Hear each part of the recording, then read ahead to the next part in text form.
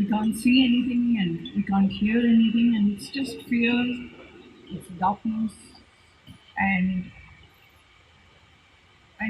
as a child, I was about 8 years old or 9 years old, and you don't know what's going on. But my father was of a different kind of metal. He was unstoppable.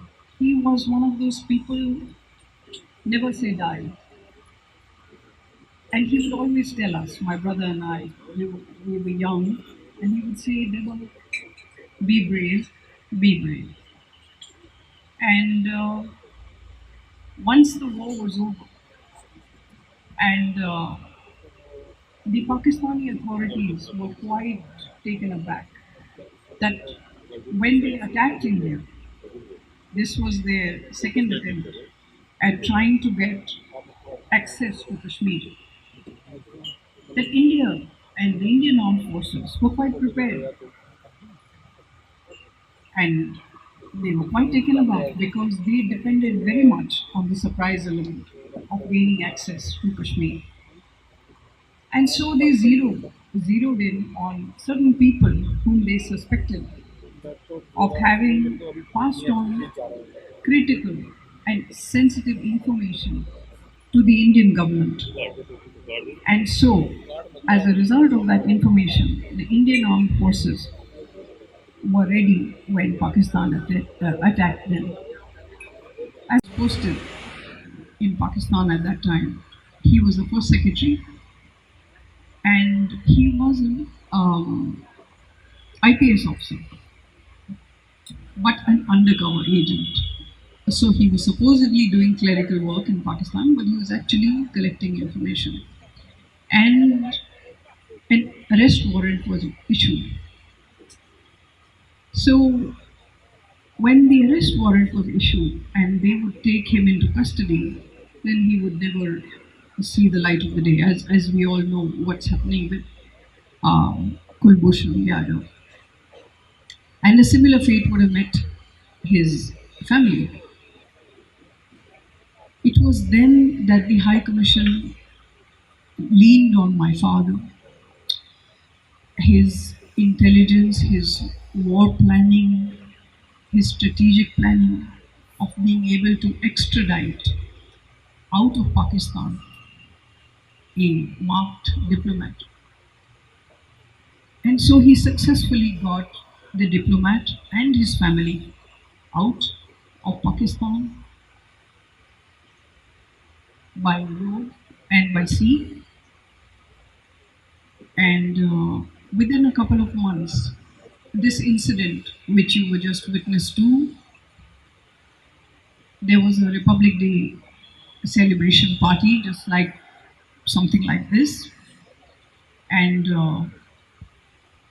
one of the bearers, he spiked my father's drink. And so when my father started feeling unwell, he went to the washroom to kind of freshen up. And when he went to the washroom, there were four Pakistani hitmen waiting for him, and they beat him brutally, and they took him up to the terrace of the house. It was a house similar to this, the old colonial bungalows, and they threw him from the terrace at the back of the bungalow and left him for dead. Again, what we witnessed just now, that he was beaten. My father lay in a coma for almost six to 7 weeks, and everybody felt that he would never recover because the injuries were so intense. But after quite a long time, he did recover.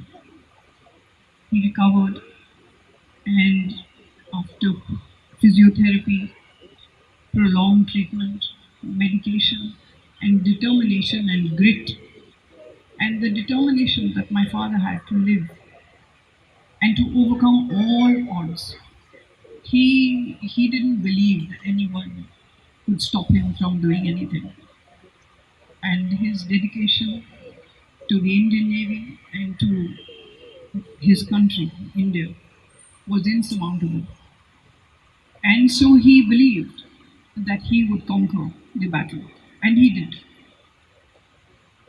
Um, in September, he returned after healing, after curing.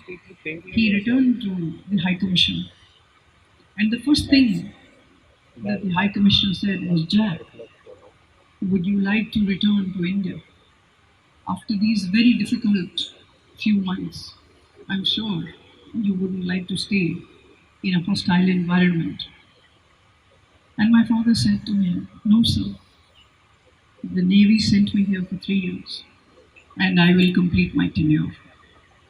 But my message is that through this book, I'd like the people of India, the people of my country, to know that the price that our soldiers, our airmen, and our mariners pay for your safety, so that you can live safely, so that you can be prosperous and you can be successful.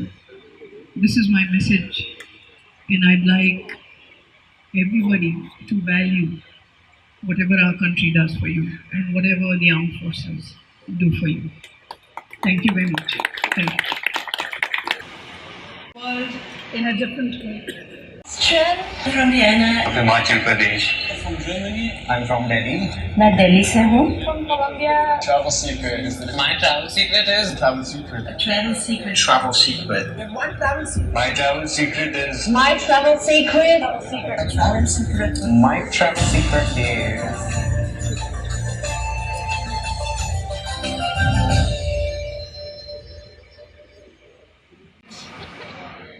Well, that brings us to the end of the presentation. I hope you enjoyed this little act that we all put up for you. Please enjoy the rest of the evening.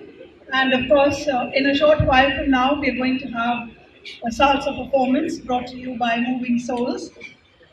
And ladies and gentlemen, the bar is open, dinner is served. Have a great evening ahead. Thank you. That's all. I sign out for now. Thank you. Please come and step up and let's speed up the evening. Thank you.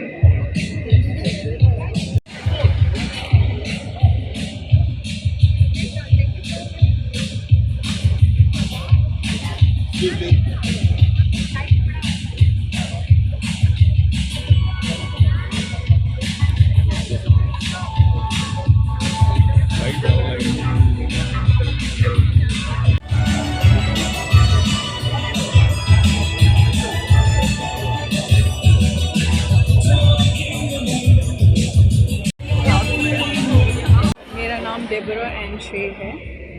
मेरे पिताजी captain Jack शे थे, जो पाकिस्तान में उनका posting हुआ था 1965 में. 1965 इंडो पाक युद्ध के कुछ चंद महीने पहले उनकी पोस्टिंग हुई थी, और उनके कार्यकाल में ये घटना घटी थी कि एक जो बोलते हैं राजदूत, हमारे भारत के राजदूत, वो पाकिस्तानी अधिकारियों के ऊपर उनका शक आ गया था कि वो कुछ जानकारी भारत को और भारत के रक्षा मंत्री को भेज रहे हैं, जिसकी वजह से जब उनका आक्रमण हुआ तो भारत की फ़ौज जो थी वो पूरी तरह से सक्षम थी, तैयार थी उनका मुकाबला करने के लिए.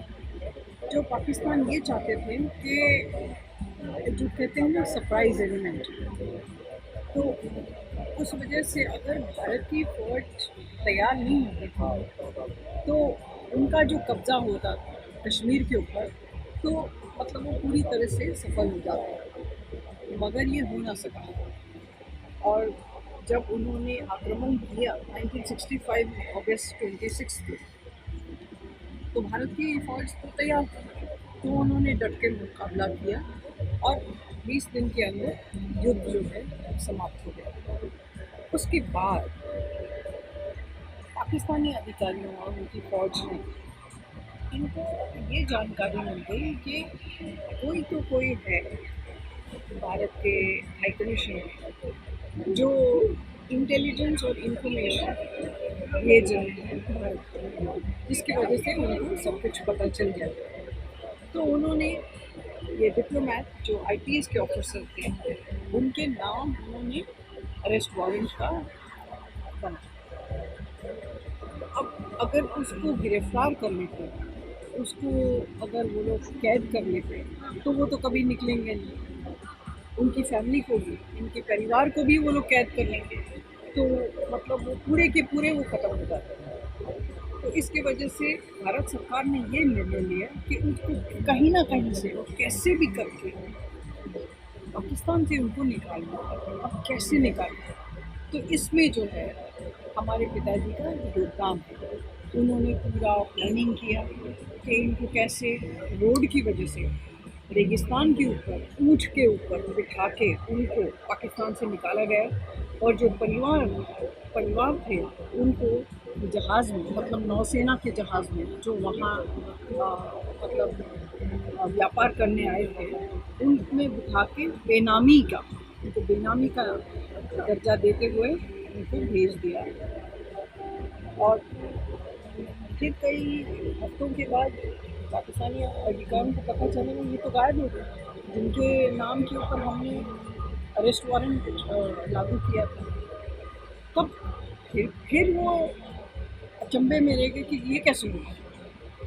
फिर उन्होंने काफ़ी जानकारी की, पूछताछ किया, और उनको पता चला कि हमारे पिताजी ने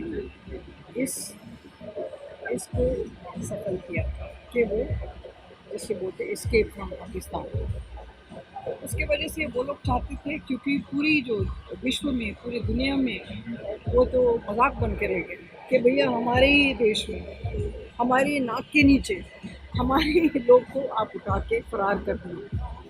तो इन्होंने जो है जनतंत्र दिवस, जो डिप्टी हाई कमिश्नर के घर में एक जश्न पार्टी हो रही है, तो उस वक्त उन्होंने एक बेरर थे जो डिप्टी हाई कमिश्नर के घर पे काम करते थे, वो हिंदुस्तानी थे, बट किस तरह से इन्होंने इसको अपने घेरे में ले लिया और बोला कि आपको करना पड़ेगा ये काम।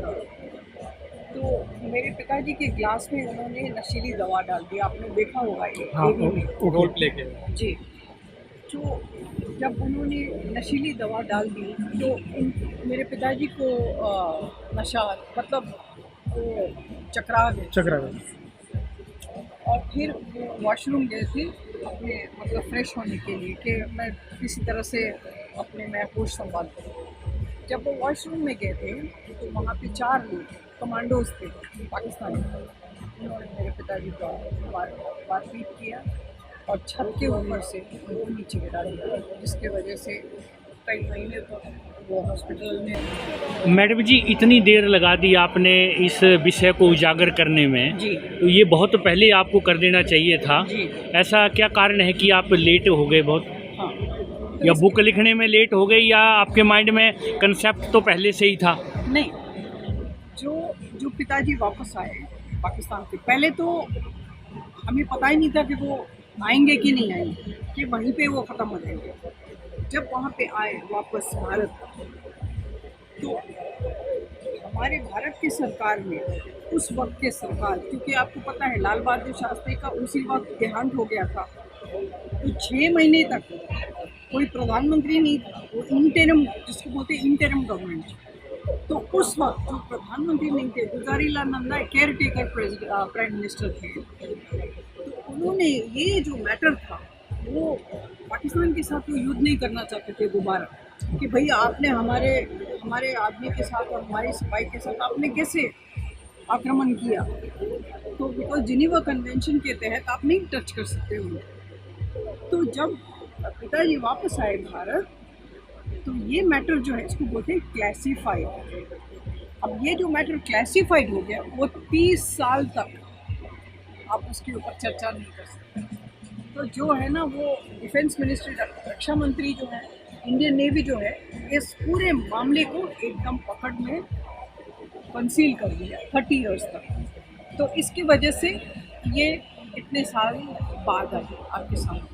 ऐसे मैम जी बहुत से और भी कई जैसे आपके पिताजी जैसे उन्होंने किया, ऐसे और भी बहुत लोग होंगे जो गुमनामी की ज़िंदगी जी रहे हैं। तो उस तरह से बहुत से लोगों का देश के प्रति जो उन्होंने कुर्बानी दी है उसका क्या रहेगा? गवर्नमेंट क्या कर रही है उनके लिए? कोई बड़ा सम्मान देना चाहेगी या पद्मश्री या पद्म भूषण इस तरह से सम्मानित करना चाहिए? तो आपने मांग की है पिताजी के लिए? जी नहीं, जब पिताजी वापस आए भारत ने उनका बहुत सम्मान किया, नौसेना ने उनका बहुत सम्मान किया। उनको 1969 में उनको अति विशिष्ट सेवा मेडल मिली, 1971 में उनको दोबारा मेडल मिली और उनको बहुत ऊंचा पद मिला। डायरेक्टर ऑफ पर्सनल थे, सारी फौज उनके हाथ में थी। और उनके अंडर कमांड में काम किया देश ने। डायरेक्टर ऑफ पर्सनल थे वो, बहुत सम्मान मिला। बहुत उन्होंने मेरे पिताजी को कोई शिकायत नहीं सर, बहुत भारत ने और इंडियन नेवी ने मेरे पिताजी आज भी आप देख रहे हैं मेरे पिताजी के स्मरण में वो लोग कैसे शान से हमारा स्वागत करते हैं। तो मैम जी अभी आपके पिताजी के बाद आपके खानदान में अभी देश सेवा में कोई कार्यरत है? उनके बाद कोई नहीं है? आपके हस्बैंड, आपके बच्चे? नहीं, मेरे हस्बैंड और मेरे बच्चे वो व्यापार करते हैं, बिजनेस करते हैं। मेरे हस्बैंड काफ़ी देश के लिए करते हैं बट वो बिजनेस है। और शायद मेरी बेटी, उनके बच्चे शायद आगे चल के फौज में आए। ये इंस्पिरेशन मिलेगा उनसे उनके कार्य को आगे बढ़ाते हुए। एक तमन्ना। तो उसमें मार्गदर्शन जो है आपका रहेगा, क्योंकि आपने पिताजी की लाइफ को देखा है कि उन्होंने देश के लिए कैसे लाइफ को जिया है। तो अपने आने वाले पीढ़ी जो है आपकी, उसमें से कोई ना कोई उच्च पद में जाके आपके पिताजी का नाम और रोशन करे, उनको और मान सम्मान मिले। तो इस तरह की मुहिम आपको छेड़नी चाहिए। तो और भी कहीं आपके रिलेशन में भी कोई फौज में नहीं है? फिलहाल नहीं। थैंक यू मैम जी। आपने ये जो बुक रिलीज़ किया है ये आम जनता तक पहुंचनी चाहिए। तो हमारी जो सरकार है एट प्रेजेंट, हमारे माननीय प्रधानमंत्री मोदी जी बहुत कुछ देश के लिए कर रहे हैं, तो उनके पास भी आपने इस बुक को रखा है, उनसे भी कोई डिस्कशन किया? वही हम लोग प्रयास भी कर रहे हैं कि प्रधानमंत्री जी से मिले और उनको आप समर्पण करें या उनसे इनॉग्रेशन कराएं, या वो भी एक ऐसा पन्ना लिखें उसमें आप फ्रंट में उसको जोड़ें। मैंने बहुत सी बुक रिलीज में वर्क किया है, तो उसमें कोई ना कोई राष्ट्रपति से, उपराष्ट्रपति से, प्रधानमंत्री से अपना एक टाइटल लिखवाता है। आपने अभी तक इस बारे में सोचा नहीं? आपने तो सिंपली एक बुक रिलीज की है। जब सर हम अभी हमारी अभी चर्चा हो रही थी, तो जो हमारे नौसेना के जो चीफ हैं उनको हमने पत्र लिखा है। प्रधानमंत्री को भी पत्र लिखेंगे, रक्षा मंत्री को भी पत्र लिखेंगे चीफ के थ्रू से। तो पहले चीफ को देंगे, फिर प्रधानमंत्री को, फिर रक्षा मंत्री को, कि हम लोग मिले और उनको। हाँ, और ये आम जनता तक ये बात जाए। वैसे तो हमारे देश में आर्मड फोर्स हैं, या आर्मी, एयरफोर्स, नेवी है, पैरामिलिट्री है, सभी देश के लिए कुर्बानी दे रहे हैं। आज भी सब लगे हुए हैं अपने देश की रक्षा के लिए, हिंद के लिए, तिरंगे के लिए। लेकिन उस टाइम जो उन लोगों में जो जज्बा था और जज्बा था, वो एक बहुत ही जुनून की तरह था। और बहुत खुशी होती है कि ऐसे जवान हमारी सरहद में तैनात हैं। हमारा देश सुरक्षित है, तिरंगा सुरक्षित है। Thank you very much ma'am ji, बहुत बहुत धन्यवाद। Regard ma'am.